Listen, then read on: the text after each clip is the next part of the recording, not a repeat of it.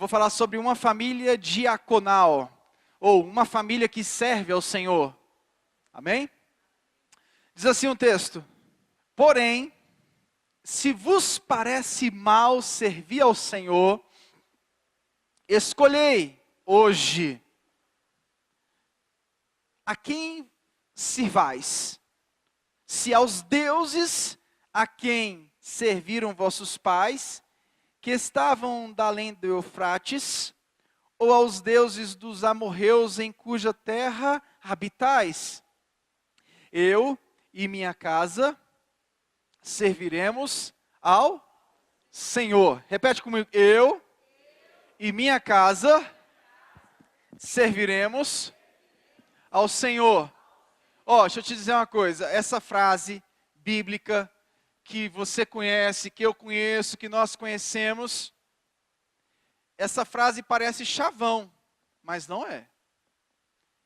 E a cada dia que passa, nós vamos ter que não somente declarar isso, porque confissão não traz vida. Nós vamos ter que viver. Eu estou vendo o John ali, rapaz. Seja bem-vindo, meu irmão. Ei, John. John e Wendy. Falei dele aqui. Já contei o testemunho que você ajudou a gente lá no negócio lá. O irmão dele, Osiel.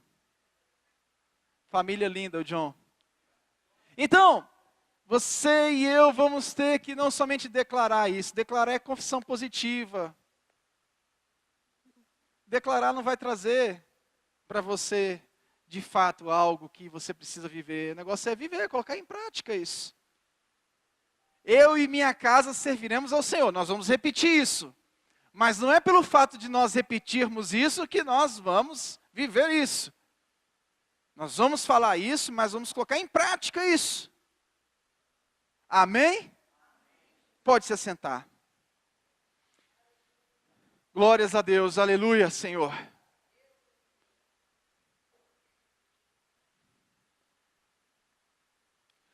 Tem uma história muito interessante de Márcios e Comícios. Poxa, que nome é esse? Que nome é esse? Márcios e Comícios. Comícios é de comício.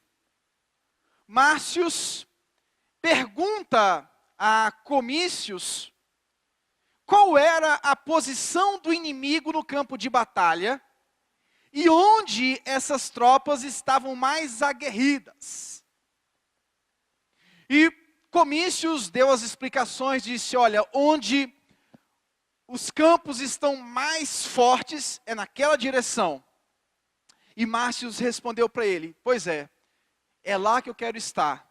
Onde a batalha estiver mais forte, onde a batalha estiver mais difícil, pode me colocar lá que eu estou lá. E é esse o sentimento que a gente tem em relação à família. Nós fomos colocados num ambiente onde a batalha é a maior batalha da existência humana depois da sua vida com Deus, da vida espiritual com Deus. Nós fomos colocados no eixo de uma batalha que é uma batalha onde temos os piores inimigos. A família contém os piores inimigos. O melhor ambiente de se viver, o ambiente que nós mais crescemos, é o ambiente mais propício a viver as intempéries da vida. Família. Então, família é um desafio. E a cada dia que passa, esse desafio vai crescendo. Porque as propostas em relação à destruição da família são mais latentes. A internet é muito boa. Quem gosta aqui de internet? Eu gosto. Você resolve sua vida facilmente, você se comunica. Eu creio que a era da comunicação se aprimorou demais com a internet, com as redes sociais. Mas nós precisamos tomar um cuidado muito grande como nós usamos a internet. Os filhos pequenininhos já querem acessar a internet. Meu filho, ele vai para a televisão, E ele diz, pai, eu quero o YouTube. E ele ainda está pronunciando YouTube, assim, bem londrino.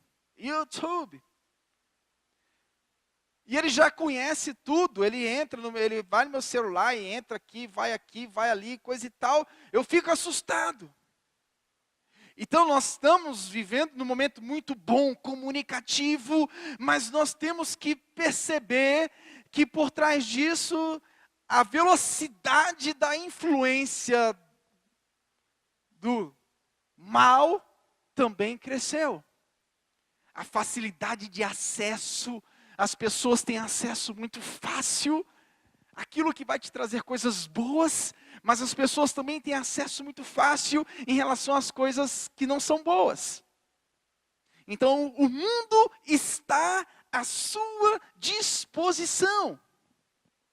O mundo está à nossa disposição. Esse livro de Josué é dividido em duas partes. A primeira parte é a conquista de Canaã. Capítulo 1 ao capítulo 12, o texto fala da conquista de Canaã. A segunda parte é a divisão das terras. Josué é comissionado, sucessor de Moisés, e do capítulo 13 ao 24 vai descrever a divisão das terras. O autor Josué significa salvação do Senhor. Moisés morre, a liderança agora está com Josué. Josué está diante de conquistas. Canaã está prestes a ser dividida e Josué é que está na vez. Josué é o líder que está na vez. E quando esse livro foi escrito, compilado, ele foi compilado com um objetivo: preservar a história de um Deus fiel. O Deus da família é um Deus fiel. E então esse livro, ele é escrito para preservar a história de um Deus fiel ao seu povo. Lá no capítulo 1, versículo 2 ao 6, fala desse Deus que promete algo e cumpre. Então, é um Deus fiel. Ele é um Deus fiel. Só que a terra que o povo ia conquistar, a terra de Canaã, era uma terra que estava passando por alguns problemas morais terríveis. Degradação religiosa. Canaã era um lugar que tinha o panteão de muitos deuses. Assim como tinha um panteão de deuses no mundo grego, no mundo greco-romano, assim também em Canaã. Canaã era tomada por muitos deuses.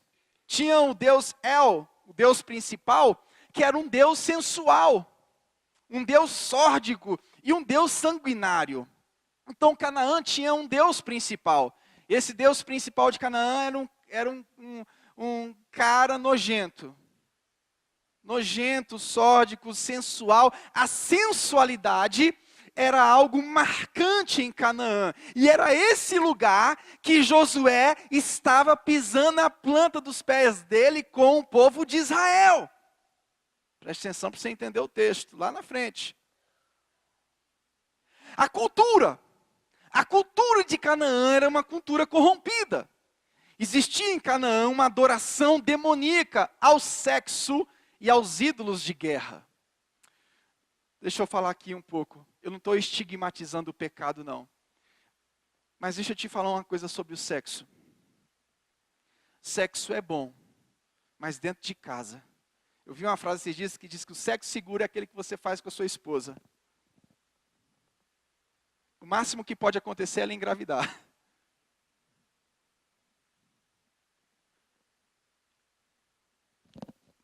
Pastor, meu marido é insaciável. Seu marido está aqui? Deixa eu dizer para ele uma coisa.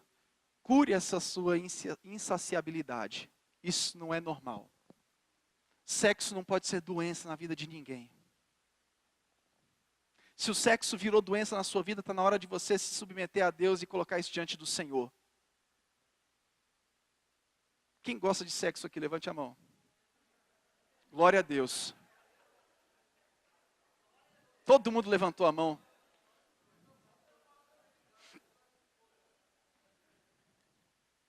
Só que ele não pode ser uma doença na sua vida, senão ele vai te levar para o buraco.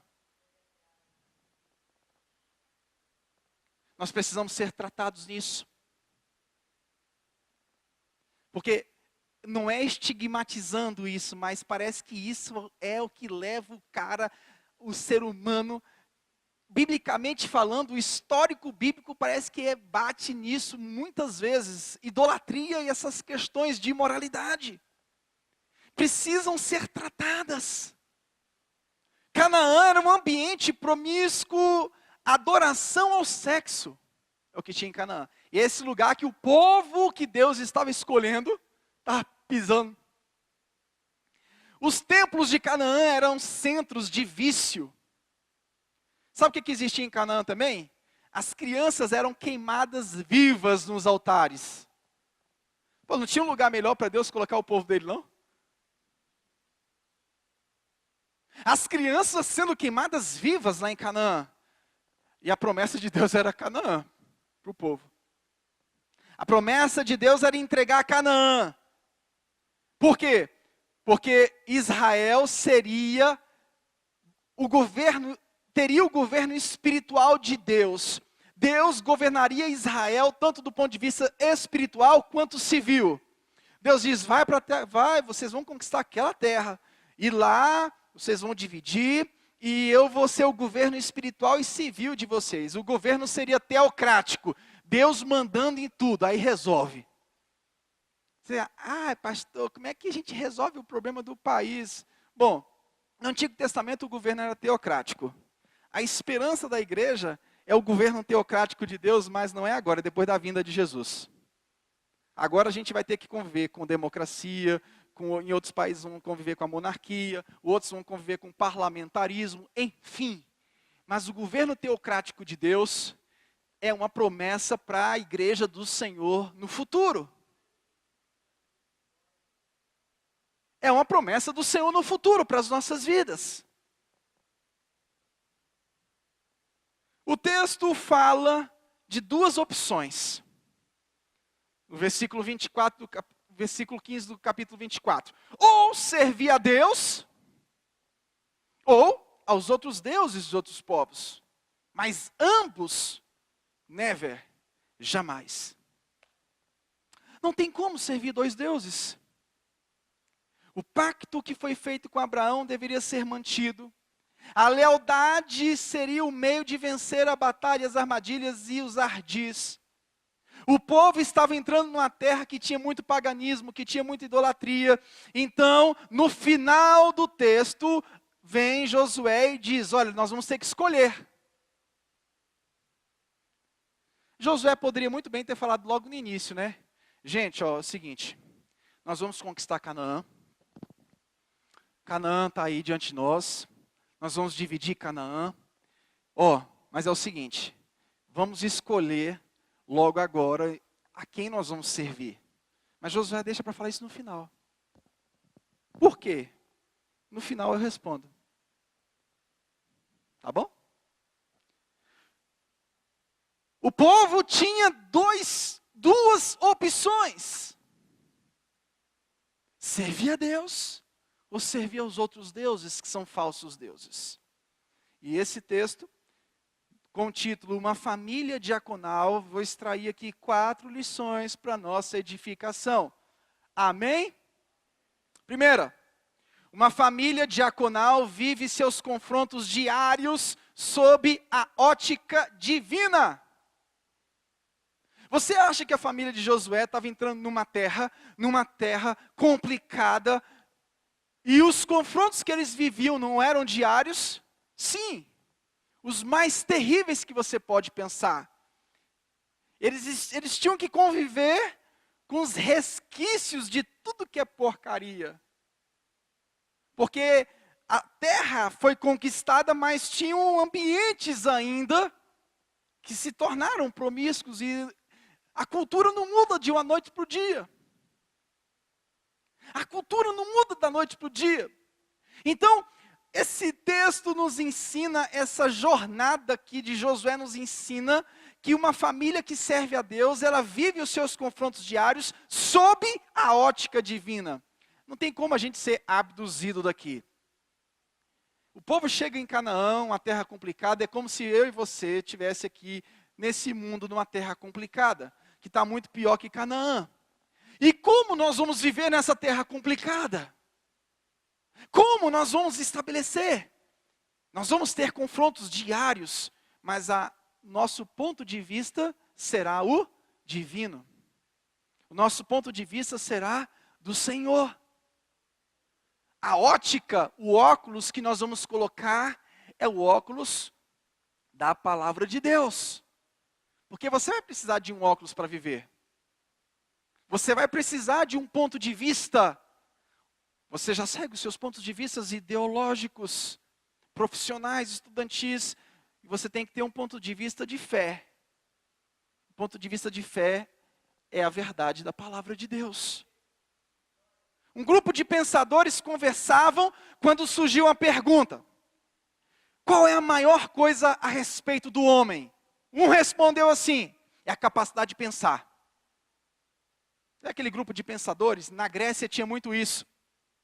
Na Grécia, os pensadores ficavam nos pátios assim, no centro das cidades, discutindo questões filosóficas. Um desses grupos surgiu a pergunta: qual é a maior coisa a respeito do homem? A maior coisa é a capacidade que o homem tem de pensar.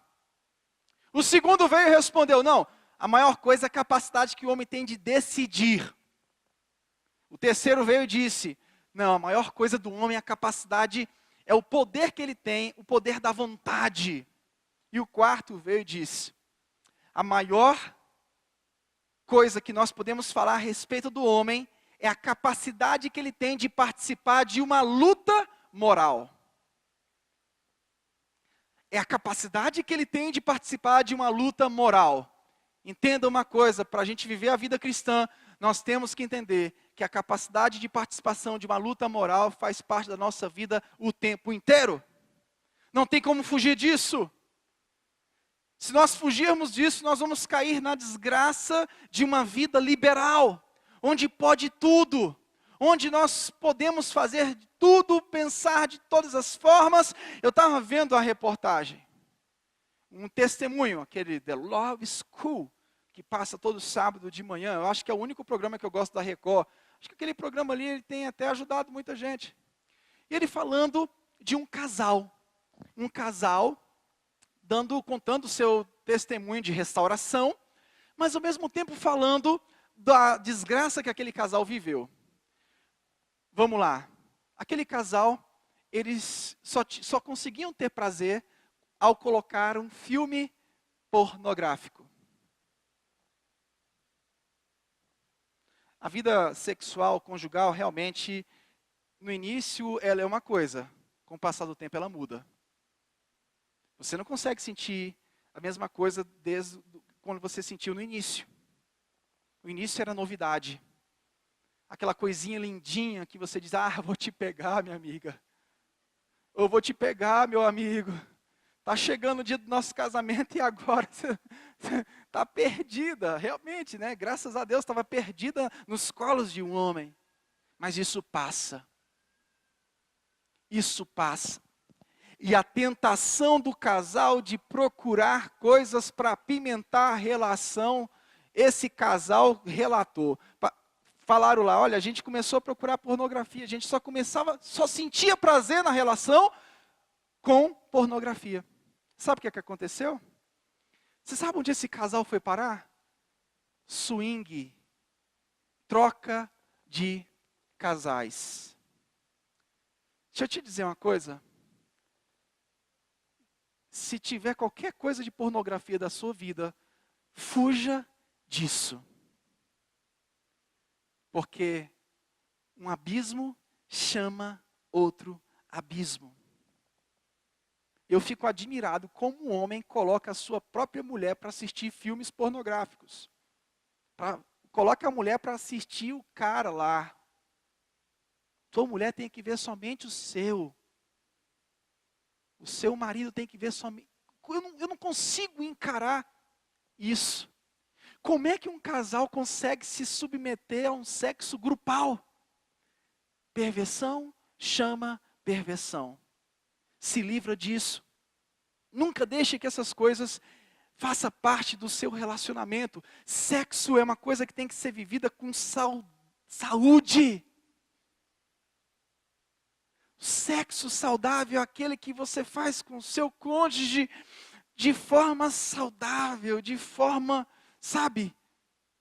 Não pode ter essas coisas. Eu tenho que ver alguma coisa para eu sentir prazer. Meu irmão, onde é que você vai parar com isso? Não consegue mais orar, não consegue mais ler a Bíblia, não consegue mais se consagrar a Deus. Meu irmão, volte logo, se isso estiver acontecendo, volte logo, essa doença desgraçada. Uma doença desgraçada, a sua família, ela é muito mais importante do que alguns minutos de prazer. A sua vida com Deus é muito mais importante do que 20 segundos, 30 segundos de orgasmo. A sua vida é muito mais importante.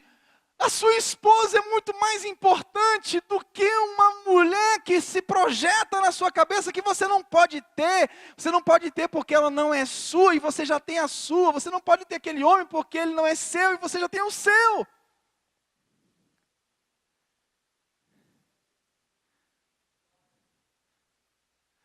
Você não pode ter isso. Eu sempre digo, casou, você virou monge. Casamento é sacerdócio. Está achando que sacerdócio é só pastor, é? Bonitinho. Você é o pastor que se lascou sozinho? Não foi só eu não, nós todos somos parte do mesmo sacerdócio, o sacerdócio do corpo de Cristo. Não estou dizendo isso não. É abençoado. Mas às vezes a pessoa pensa que o casamento não é sacerdócio, o casamento é sacerdócio. Pastor, mas eu não sinto mais, eu vou tocar em assuntos aqui, eu não sinto mais prazer com a minha mulher. Acabou o prazer com a minha mulher. Tem como ser restaurado? Tem. É só parar de ficar vendo outras coisas. É só parar de ficar pensando em outras coisas. Eleve o seu pensamento a... Quando começar os pensamentos virem, você, opa, Senhor, eleve o meu pensamento a Ti. A minha mente cativa ao Senhor. Completamente cativa ao Senhor. Aí o negócio volta. As coisas vão voltando ao normal. E precisam voltar ao normal. Você precisa se satisfazer com o seu cônjuge. Nós precisamos nos satisfazer com o nosso cônjuge. Sentir prazer com o nosso cônjuge. Isso que eu estou falando é sério. Isso atrapalha a vida espiritual. Segundo lugar, uma família diaconal, ela vive no contexto da orientação. Josué disse, eu e minha casa vamos servir ao Senhor. Josué decretou dentro da sua casa, aqui não, mané. Aqui é o Senhor. Aqui não, meu irmão. Aqui quem manda é o Senhor. Aqui quem manda é a palavra de Deus. Orientação. Meu irmão, se o teu filho manda em você, eu já tenho falado isso em todo o culto de família. Se o teu filho manda em você, você virou um banana na mão dos teus filhos, está em tempo de recuperar. Talvez você não tenha matado o galo, isso eu conto depois para vocês numa rodinha, sobre o que é matar o galo, mas está em tempo de recuperar. Cultos no lar. Quem manda na sua casa não é você, não é sua esposa, não é seus filhos. Quem manda na sua casa é Jesus Cristo de Nazaré. Quem dita as regras na sua casa é a palavra de Deus.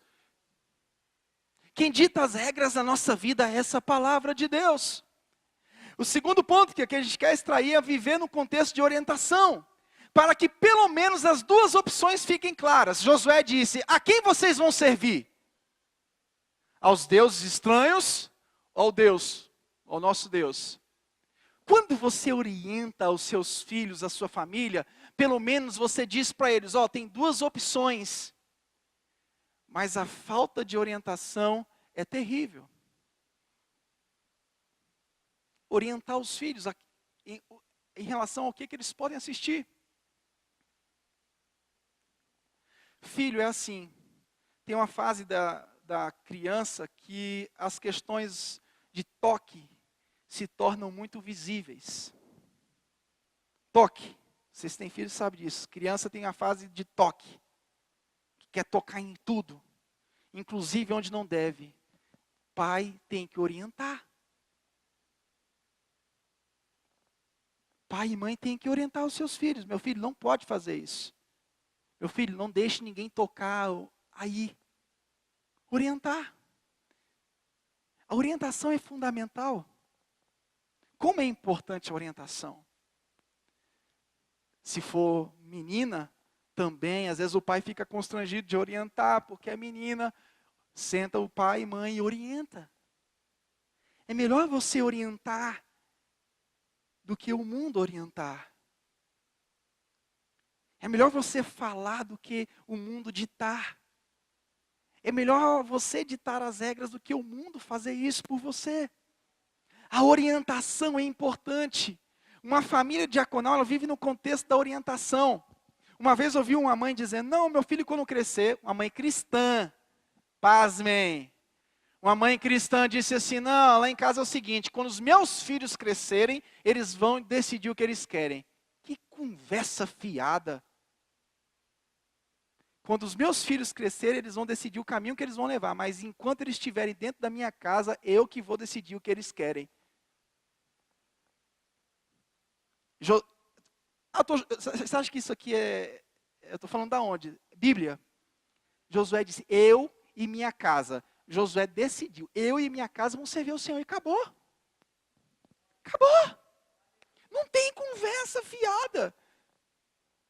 Não, quando ele crescer, ele decide. Nada disso. Ele não tem discernimento para nada agora. Se no futuro ele quiser tomar o rumo para o mundo, é outros 500, a gente não tem como controlar.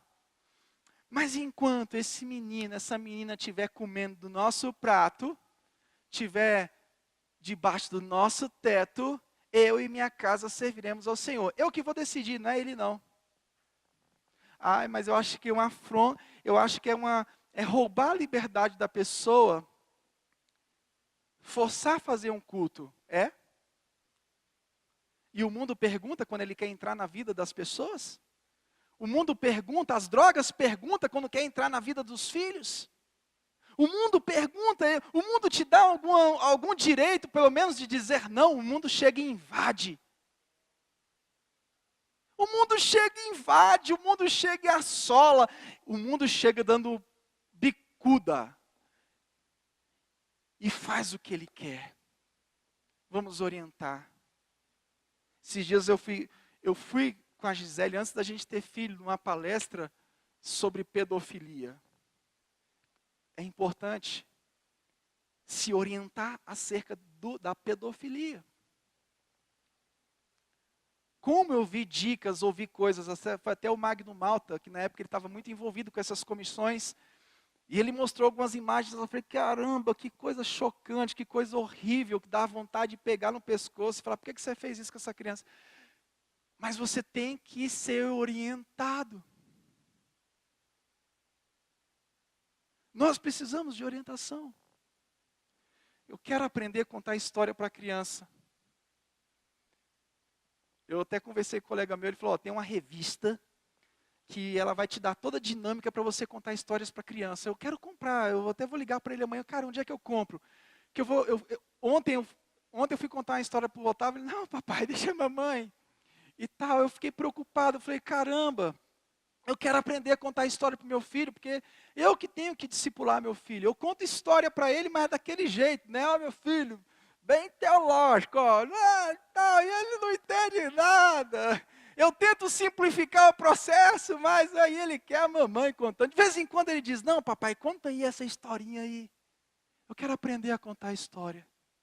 Eu quero me informar, se for possível me vestir, me caracterizar. Eu preciso me informar para cuidar da minha casa, da minha família. Eu preciso me informar. Eu preciso orientar a minha casa. Diga amém. Quantos querem orientar a sua casa, a sua família aí? Diga graças a Deus. Oh, meu irmão, no nome de Jesus Cristo, A sua família precisa de Deus e precisa de você. A sua família precisa de você. Papai que está aqui, você que tem que ser o cara dentro de casa da oração. É triste quando os pais transferem para os filhos a carga espiritual. Eu já acompanhei isso várias vezes no meu ministério. Quantas vezes eu vi pais sendo carregados pelos próprios filhos. Pastor, eu estou aqui por conta do meu filho, tal. Eu venho para não desapontá-lo, meu irmão, no nome de Jesus. Teria que ser ao contrário, você está colocando um fardo no seu filho, que ele não dá conta de suportar. Pastor, quantos filhos eu já ouvi, o pastor lá em casa, eu que tenho que orar, meu pai bebe, meu pai faz isso, minha mãe faz aquilo outro. Meu Deus, não pode ser assim. Criança tem que estudar, criança. Às vezes os pais colocam um fardo na vida das crianças que não é delas. Não é. A não ser que elas sejam órfãs. Aí não tem outro jeito. Mas a gente não pode colocar fardo. Meu filho de 4 anos está intercedendo por mim, pastor. Tá, Deus pode usar.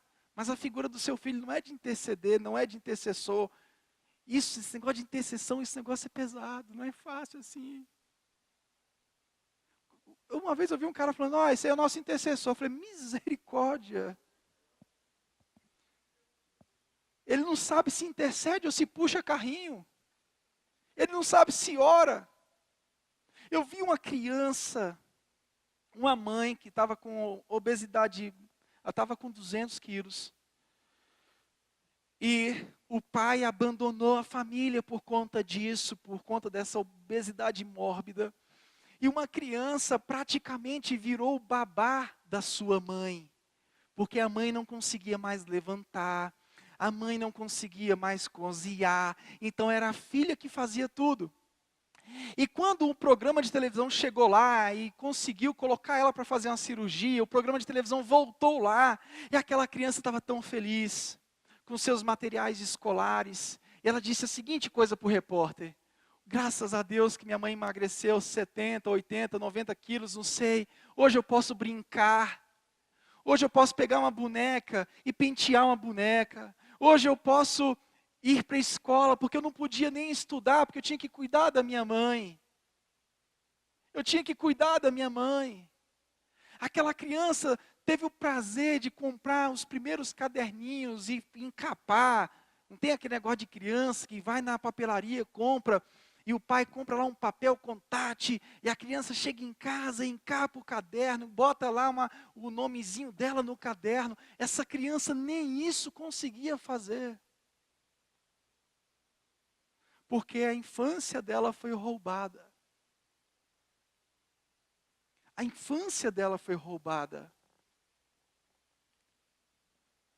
Em terceiro lugar, uma família diaconal vive na força do exemplo. Josué deu exemplo aos seus familiares e a todo o povo de Israel.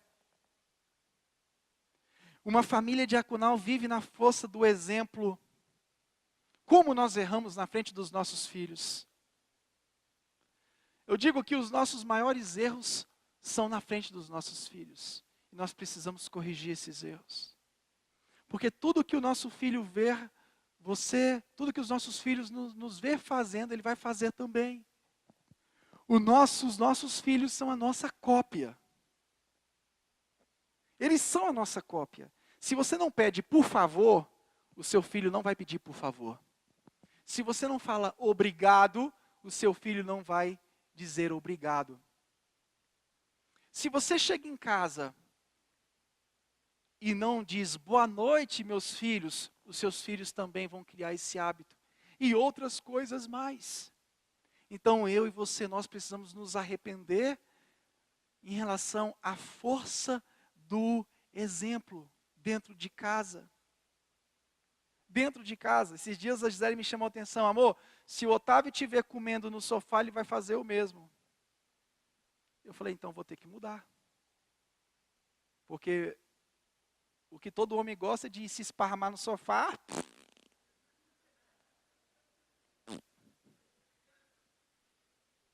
de homem. Homem é cheio de mania. Chega em casa, a marmota, aquela marmota lá. Cadê minha janta, mulher? Fica lá esparramando no sofá e jogando comida igual um porco. Homem parece porco. Né? Parece um porco velho. Aí pega o suco, joga, deixa um tantinho de suco no cantinho lá e cai lá no sofá, meleca tudo. Falando de mim mesmo. Ela disse, realmente, eu tenho que parar com isso. Aí eu estou tomando um hábito agora, eu estou indo para a cozinha, tem uma mesinha na cozinha, e estou fazendo minhas refeições lá. Eu até transformei a cozinha agora num ambiente de ficar conversando com a minha esposa e tal, jogar a conversa fora, falar mal dos outros, porque marido e mulher, meu irmão, se tem alguém que fala mal dos outros é marido e mulher, sim ou não?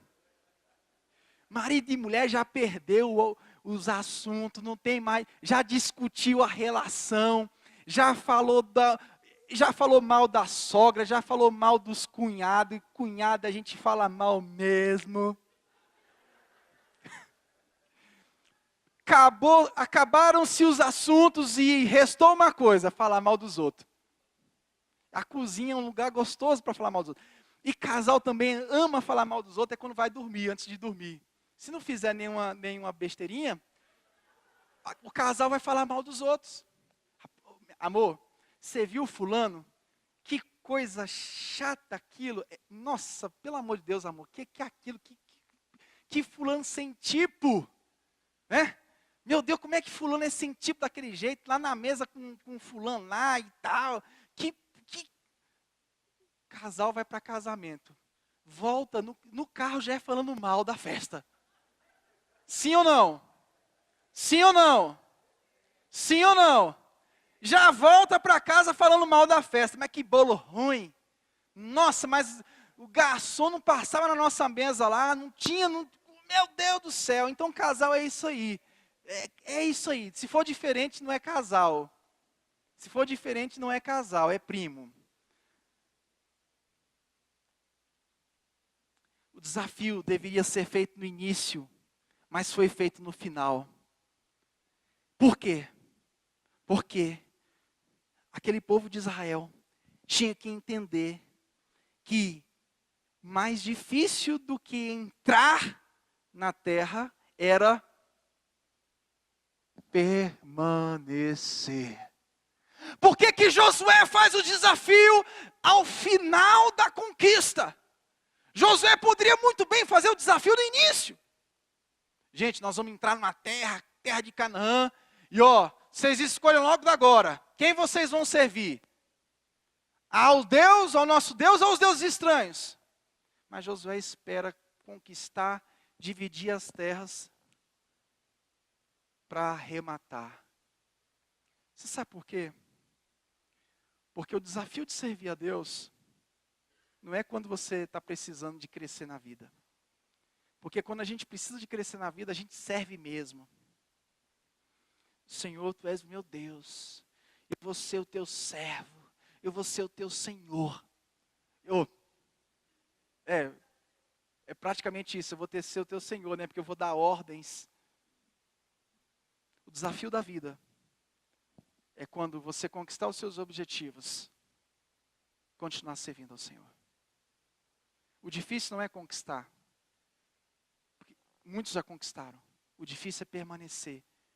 E quando Josué diz, eu e minha casa serviremos ao Senhor, Josué quis dizer, olha, para que a gente continue aqui, nós precisamos servir a Deus. Porque da mesma forma como Deus tirou a posse de um e colocou a nossa, pode acontecer conosco. Esse é o contexto todo de Josué. A obediência, a fidelidade ao Senhor. O desafio não é conquistar, meu querido. O desafio é permanecer. O desafio não é chegar no topo, não. O desafio é ficar lá. O desafio não é você atravessar o Mar Vermelho. O desafio é atravessar o Mar Vermelho e falar, graças a Deus, porque foi Deus que nos tirou de lá.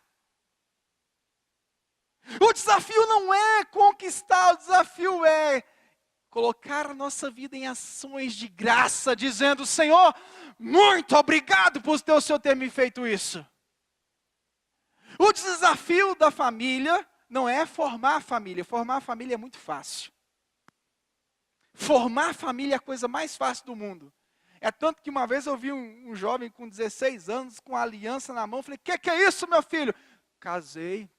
Se casou? Como assim? Casei? O desafio não é casar. Apesar que para mim foi um desafio. Eu tive que orar. Não porque eu fosse feio, porque eu sou bonito. Não é por feiura. Mas porque eu estava numa prova danada com esse negócio de casamento. Eu queria, não podia errar. Mas o difícil não é casar. O difícil é permanecer casado. O difícil não é conquistar. Não é. Conquistar Deus. Deus é tão misericordioso que Ele abriu muitas portas para nós todos. Todos vocês aqui têm histórias de conquistas, sim ou não? Então pega essa conquista, glorifica a Deus. Dê graças a Deus pela sua esposa, pelo seu esposo, porque foi Deus que te deu. Engordou um pouquinho, ficou mais feio, ficou careca. Aí o caso do John e do Oziel aí. Toninho, meu sogro, não está nem aqui para deixar eu falar, né? Ficou careca, ficou mais gordinho, ficou gordinha e tudo, mas é o seu gordinho, é a sua gordinha. Ame o seu gordinho, ame a sua gordinha, ame o seu carequinha. Meu irmão, não está do jeito que você queria, não está um violãozinho do jeito que você queria, mas é a sua mulher, é o seu marido e ninguém tasca. Glória! E ninguém tasca. Agora tem uns cabras sem vergonha. A mulher engordou um pouco, o cara já quer crescer para cima da mulher, como se fosse melhor que a mulher. Não, meu irmão. Você conheceu a pessoa, violãozinho, e você partiu para cima igual um gavião. Partiu para cima igual um gavião. Opa! Carne nova, bonita, cheirosa. Chupa essa manga agora até o caroço.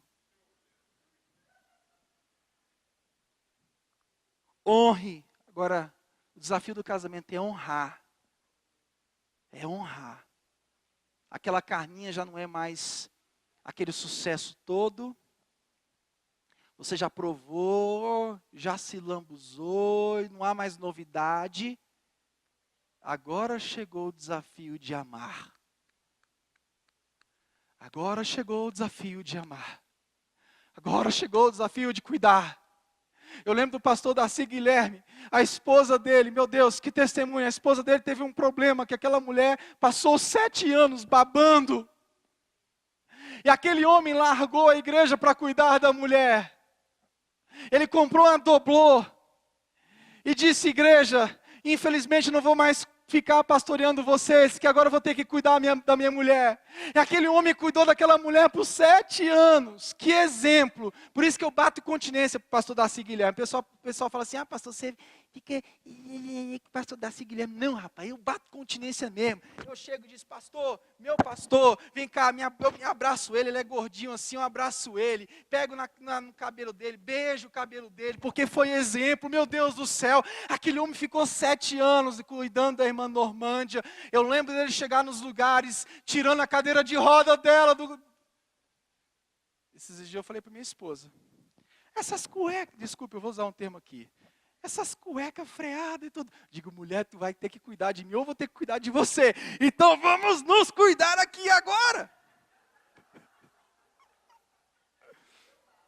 Mas você sabe de uma coisa, você sabe que é isso que vai acontecer mesmo. Você sabe que é isso que vai acontecer mesmo? Eu vou cuidar da minha esposa ou ela vai cuidar de mim? Como André disse uma vez, que foi lá cuidar do avô, o avô defecando no hospital.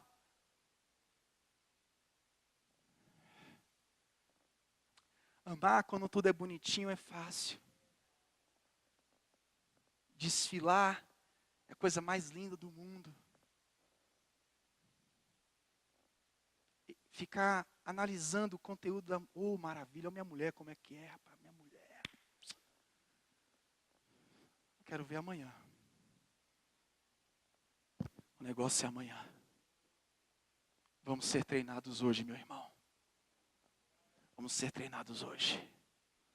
Eu e minha casa serviremos ao Senhor. Eu e minha casa serviremos ao Senhor. Eu e minha casa serviremos ao Senhor.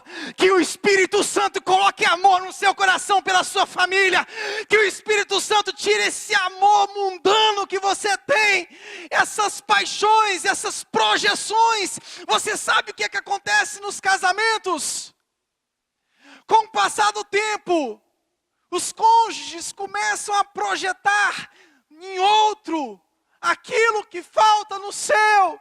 Meu querido, no nome de Jesus Cristo, vamos dar graças a Deus por aquilo que a gente tem. E nós somos chamados para fazer pelo próximo, e não para receber. Uma vez a pessoa falou assim, eu estou muito infeliz, eu estou muito feliz. E quando a pessoa está infeliz no casamento, ela quer procurar outro para encontrar a felicidade. A pessoa se esqueceu que cristianismo, que evangelho não é buscar a felicidade.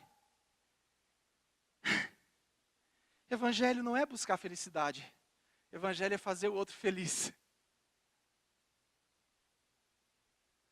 Se eu definir o evangelho hoje, meu irmão, eu defino com uma coisa: evangelho não é a busca da felicidade, evangelho é fazer o outro feliz, é fazer o cônjuge feliz, é fazer um pobre feliz, é fazer um necessitado feliz. Evangelho não é buscar a felicidade. Você sabe por que a gente às vezes quer desistir? Porque nós estamos buscando a felicidade. Pare de buscar a felicidade. Pare de buscar a felicidade. Faça o outro feliz.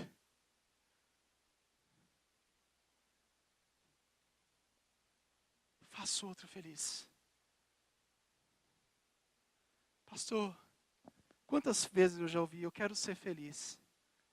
Em relação a casais é isso, eu quero ser feliz, não aguento mais. O desafio é fazer o outro feliz. Pastor, mas está me massacrando, está judiando, está judiando. Faça o outro feliz. Faça o próximo feliz. O evangelho não é receber, o evangelho é dar. Quando você diz, eu e minha casa serviremos ao Senhor, você está dizendo o seguinte: eu vou, pela graça de Cristo, fazer essa família feliz em todos os aspectos, no espiritual, em tudo, em tudo, em tudo, em tudo. A responsabilidade é sua. Amém? Feche seus olhos, curve a sua cabeça de onde você está mesmo. Que o Espírito Santo de Deus acenda a chama que reaviva os lares, o amor,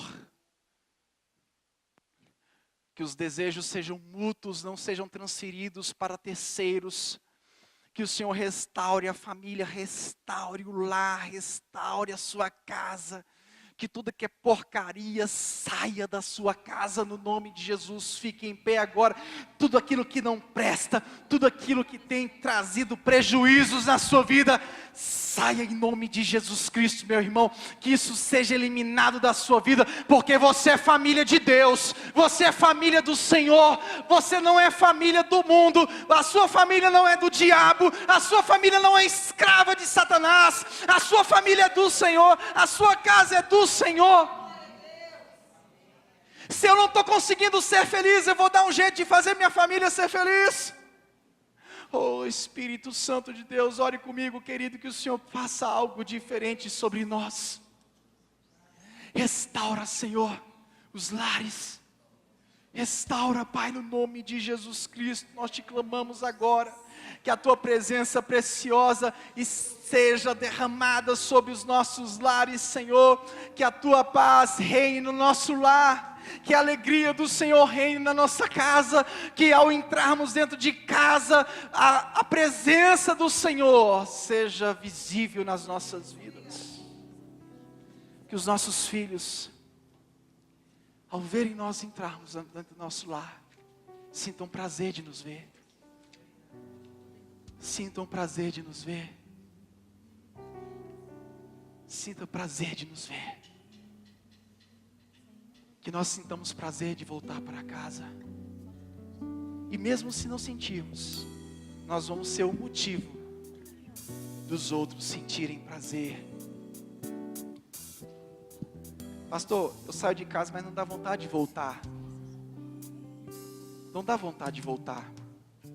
Porque quando eu chego em casa é muita cobrança. Quando eu chego em casa é muita coisa na minha cabeça. Então faça o seguinte. Já que você está vendo que esse negócio não vai mudar agora, peça a Deus estratégias. Para que a alegria saia de você. Se a alegria não está saindo do outro, que a alegria saia e irradie da sua vida. Pastor, meu marido só vive de mau humor, minha esposa só vive de mau humor. Então seja o bobo alegre do lar, é o jeito. Seja aquele cara que vai fazer um negócio diferente. Não, irmãos, não adianta, a gente vai ter que entender um ao outro de fato e de verdade, não tem como. Tem coisas que não mudam do dia para a noite.